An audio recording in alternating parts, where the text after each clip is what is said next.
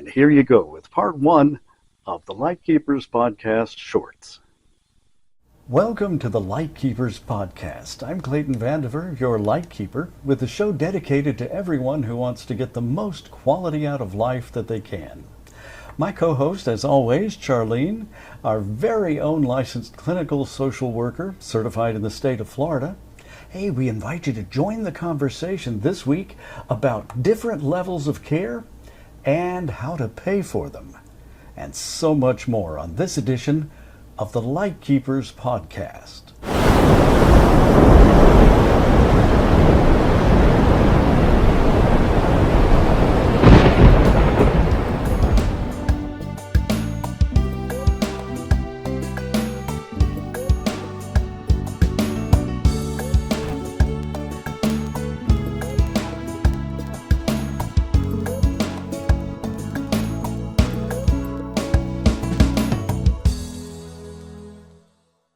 Before we start, I'd like to invite you to please leave your questions or comments below. We always love to hear from you. Questions this week will be answered during our next show that appears online every Wednesday evening at 7 p.m. Eastern.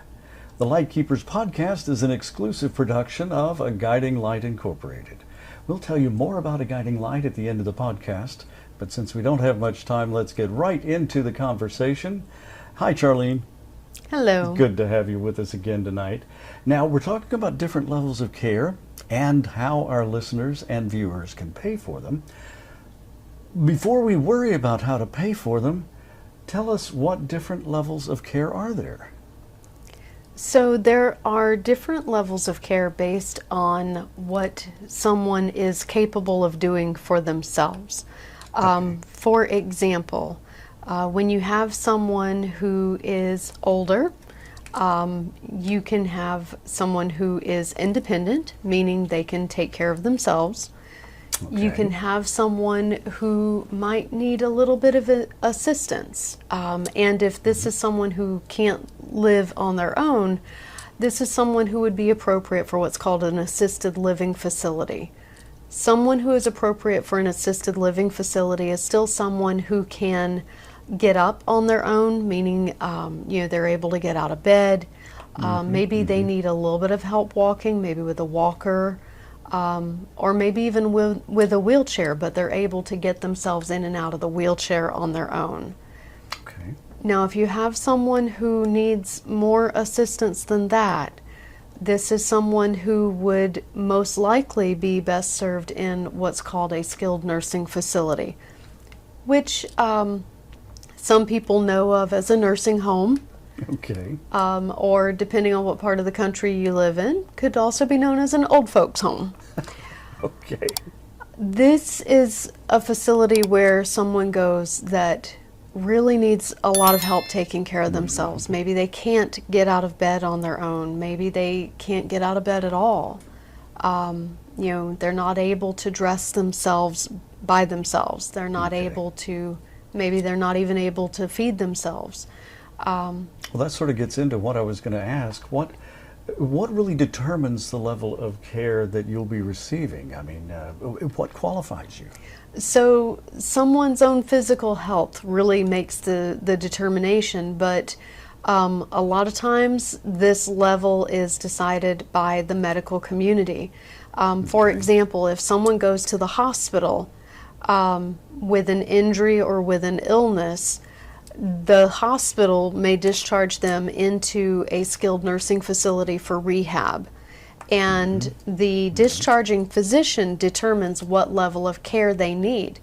Now, I have also seen some situations where a doctor has made the decision that this person is no longer safe to care for themselves at home, and therefore they need to be discharged to live in a nursing home or a skilled nursing facility. Okay. While this is something that I would like to discuss in greater detail in a later show, I will take a moment to point out that while a doctor may make that recommendation, ultimately it is up to the family. So if the family decides that they have adequate care at home, then they can still take that person home. But it would be the medical professional's decision that they need the level of care that they do, whether it's provided at home or in a facility. Right. Well, isn't all of this taken care of by Medicare, Medicaid, or some private insurance as far as paying? So rehab is taken care of by Medicare and private insurance. Okay. However, those resources are very limited. Once you've received X amount of rehab, then it no longer pays for it. And at that point, the person is either discharged from the skilled nursing facility and they're able to go back home, Right. or depending on where their new normal is, what they're now able to do for themselves, they may need that higher level of care on a permanent basis, at which case it's either up to the individual to pay for it, or that's where you would really get into the situation of having to look at how to finance that facility or how to set up that care at home if your family cannot provide it. Now, do people ever have control over these levels of care and choosing what's right for them, or is it always in the hands of a professional to choose for you? Usually it is in the hands of the professional, and you may have a say in it, but that may not ultimately be the final decision. For example, say you have a loved one that needs to be discharged to a skilled nursing facility. Okay. That individual may only want to go to facility X or facility Y. If facility X and Y don't have beds available, the hospital is not going to continue to hold them. They're going to discharge them to the first place that has a bed available. Oh, I And see. that may not be facility X or Y. It may not even be a facility in the same town, may not even be in the same state. Really? Yes. So they could actually be sending a loved one off somewhere. What control does the family have in that situation? Unfortunately, none. Really? They can either take their loved one home and do whatever is needed to provide care at home, or they are left to the mercy of whatever facility has a bed available. Unfortunately, for example, at the height of COVID, there were no spaces in facilities, and at the time I was working in the hospital setting, and we had patients that were being discharged to other parts of the state, and sometimes even out of state, because that was the closest place we could find that would take them.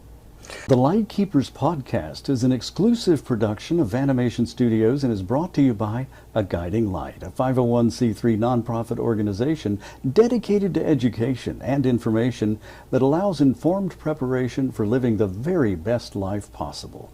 The mission of A Guiding Light is to provide education to professionals and information for everyone else about life planning, available guidance, and counseling that helps individuals and their family navigate options that improve the quality of their remaining days. The organization is committed to training professionals through scholarship grants when needed, who will help you find the best information and options to meet your planning needs that are available in your area, so you can be aware of your choices, confident in your decisions, and at peace that you've made the best decisions to live life on your own terms. Visit the website at aguidinglight.org, or to make a tax-deductible contribution that helps others find the information and resources they need, please send your check to the address on the screen right below me here. We're so grateful for your support and sincerely hope that you will join the conversation in coming weeks. Add your questions and comments below. Speaking of that, hit the like and subscribe buttons. It's free. And turn on that notify bell so you'll catch every single episode. I'm Clayton Vandiver, your Lightkeeper. We'll see you next time.